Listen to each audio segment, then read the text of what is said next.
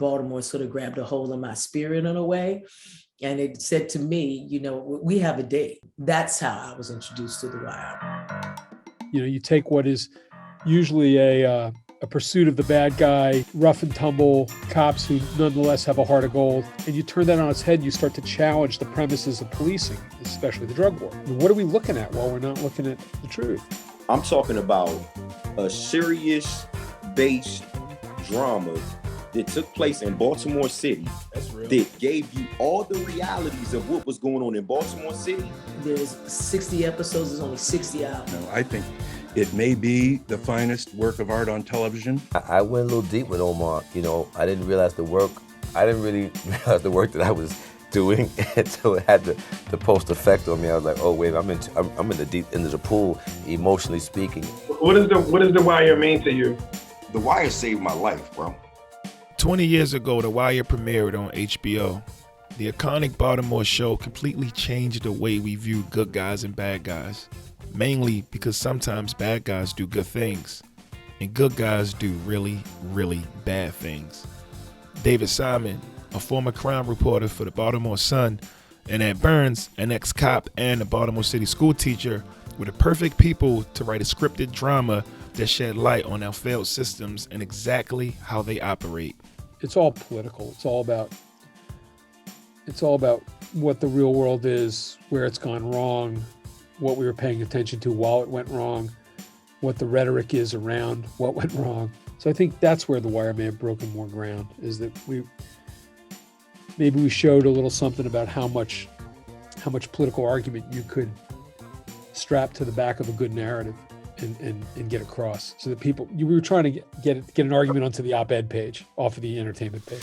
The Wire was shot in some of the most dangerous areas of Baltimore, not far from where I grew up on the east side, and then over on the west side. For people in my neighborhood, TV cameras and actors were something they never saw before. In the middle of shooting The Wire, we ran into a lot of shit. Like, there was always some group of people that didn't like The Wire from that neighborhood. First it was the mayor, and he was saying that we were showing Baltimore in a bad light. Then it was the activists. Then it was people in general saying, why do you show our neighborhood this way? But they also looked at the show and saw the front of their building going, wow, I didn't know my building looked that fucked up. And we started seeing people sweeping up and cleaning in front of their houses because they saw how it looked on screen, and they felt embarrassed at a time where I guess they just ignored it until they saw it. I think a lot of people forget that we were actors needing a job. You know, we needed work. The Wire gave street dudes depth in a way that made most of them human, capturing their emotions, reflections on a dangerous game, and glimpses into their hobbies and love interests. These were black characters at a time when the worst thing you could be was a dealer or an addict. A lot of them were actors just getting their start. Playing the stereotypical hustler could have led to being typecast, but The Wire had layers, and those layers mattered. You were cast to play a drug dealer, right? And I think one thing that was special about your character, and that was special about the show in general, is before The Wire, a lot of shows that portray what happens in the streets, the guys who were in the streets were one-dimensional. They did one thing, they hustled, and then they just, and then we don't see them anymore. We only see them when it's time for gunplay or when it's time to, get the J's what they need, right? But with your character, we got a chance to see him dream and talk and have fun. We got to see him cry. You know what I mean? We got to see him cry, right? We got to see him miss his cousin. We got to see him run to the phone and call and be waiting. And we got to see all of them different layers. And I think what that does, that kind of art, it gives people who will never be anywhere close to those kinds of experiences the chance to see that, these guys who are in the street, they aren't one-dimensional. Yeah, I totally agree. And as you were speaking of all of those different layers and arcs, and that just brings back so many memories of the scenes for Poot. The what they call still to this day an iconic scene when Poot and Bodie had to kill Wallace, Michael B. Jordan's character. Yeah, to smoke Michael B. Jordan. Yeah, you know what I'm saying? That was a real emotional day.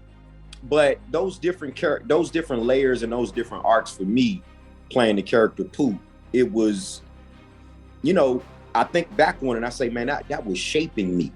That was molding me into the actor that I am today. You know, I mean, even with the heavy length dialogue that they were giving me, and I was just, you know, I was catching on as we went. And man, you know, like I said, it's just like it's the culture. I'm a part of culture. So you rob drug dealers. This is what you do.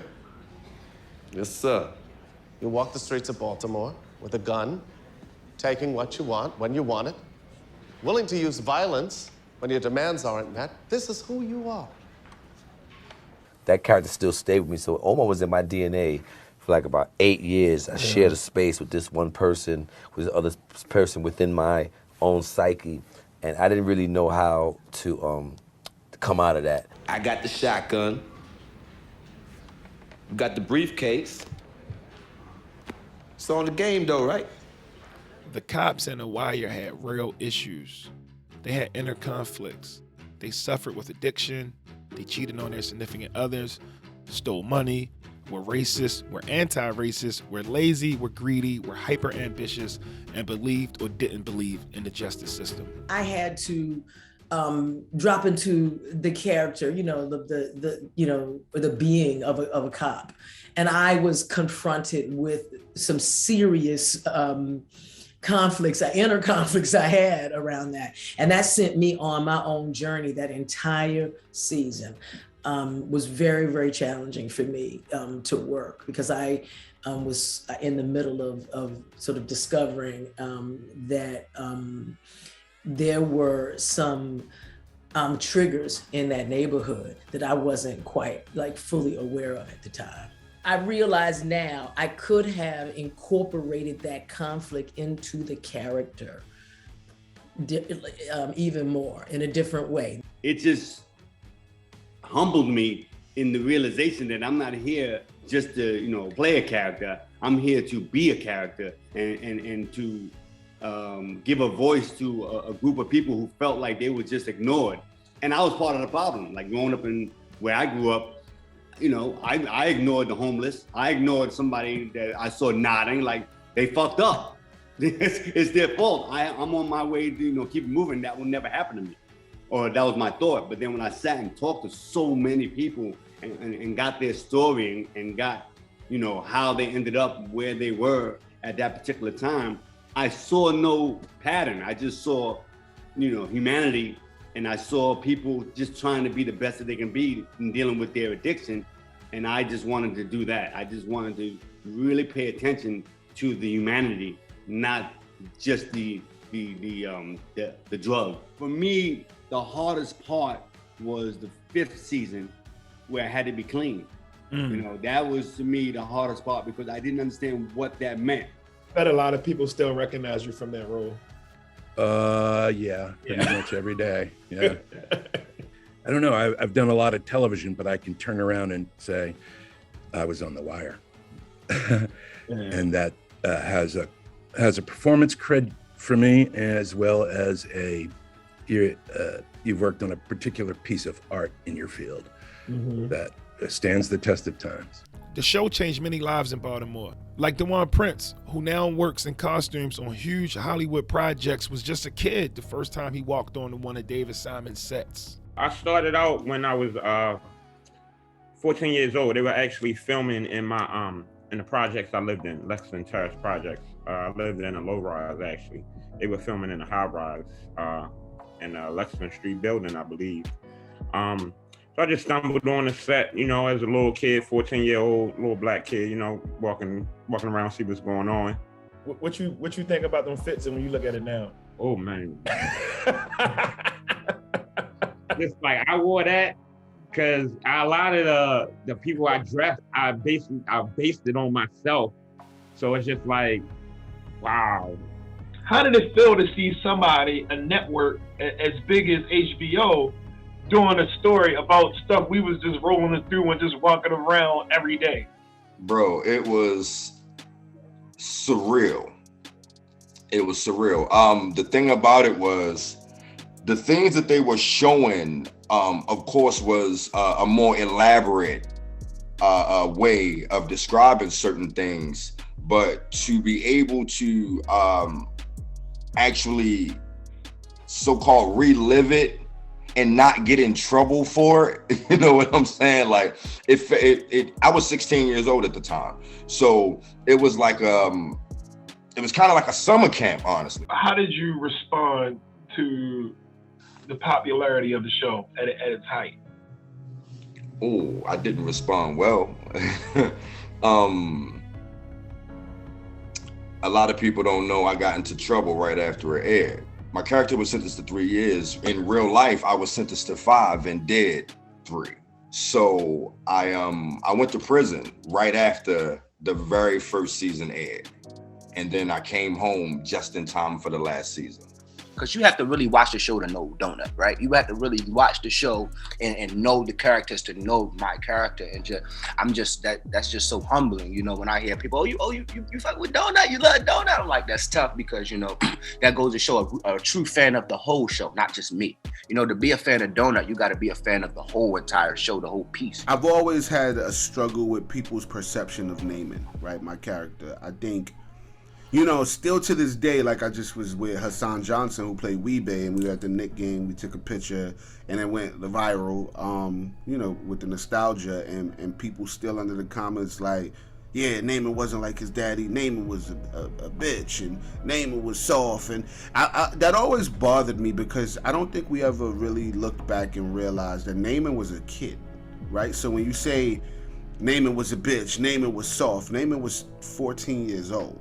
Right? And how much we project gangster and criminal and tough onto children, right? I've had people say Namond shouldn't have been the one that made it. Like, let's be clear that we're talking about a kid should have been the one that died, right? Like I never really got that. David Simon's novelistic style of slowly building a story carried throughout the seasons, even when the show wasn't getting the best ratings. I think the great magic of The Wire is how it is the depth of its truth telling. It tells the truth on such a granular level consistently. And the effect of the writing in terms of the stories unfolding, and talk about layers of an onion. I mean, it's just so beautifully written, and the web is so deliciously spun that I think it's one of the best shows that's ever been on television. Is it the greatest show of all time? I cannot watch it I can't experience it that way because I watch it through different eyes. Mm-hmm. I think it's right up there. By season 5, we kind of knew it was coming towards the end. Mm-hmm. And as I was adjusting to everything, you know, when David Simon told me that was going to be my arc was that I'm coming up the stairs. Me personally, I was like, this is bullshit. I wanted Bubbles to have a girlfriend. I wanted Bubbles to have like a little job, a little brick and mortar selling T-shirts. And David Simon was like, that's Walt Disney. We're not doing that. walking up the stairs. You get to come upstairs. Yeah. You get to come upstairs. Like, when The Wire wrapped in 2008, cops in America were, for the most part, still seen as the good guys. Freddie Gray was a teenager growing up on the West Side. Baltimore and the dominant culture in America had not had its reckoning with law enforcement. Dirty cops, corruption, and poverty blazed on in Baltimore. Baltimore, 15 years after The Wire. And the policing only got worse, and the drug war only became more oppressive. And the quality and professionalism of the people coming into the police department is a generation removed from the people we were writing about in The Wire. America is at a different place now. We talk about addiction. We've convicted cops for abusing power. The Wire broke ground because it held up a mirror to many of the failed systems, not just in Baltimore, but across the country. It challenged leaders who violated people based on their race. As a nation, we still have a tremendous amount of work to do, but The Wire definitely moved us closer. The show had such a major impact on society. Mm-hmm. You like it, you hate it, or whatever. people started paying attention to education in Baltimore and nationwide, and middle school children became really important after that season. All of a sudden, it seemed like those adolescent years, those middle school years are the years. Absolutely. And you can see that nationally, that became a conversation. I was running around doing conferences and all kinds of things because the show started that conversation. And finally, there was a young man who was graduating from Hopkins. He was with his father. They came up to me outside of Miss Shirley's. This was the first year Miss Shirley's was open on Cold Spring. His father was a judge. And he came to me and said that he changed the way he sentenced after seeing The Wire. Wow. Changed the way he sentenced after The Wire. But he started sentencing from a much more compassionate place where he was understanding all of the elements that went into that's what makes The Wire that is the greatest show ever to grace. That is deep. That's deep.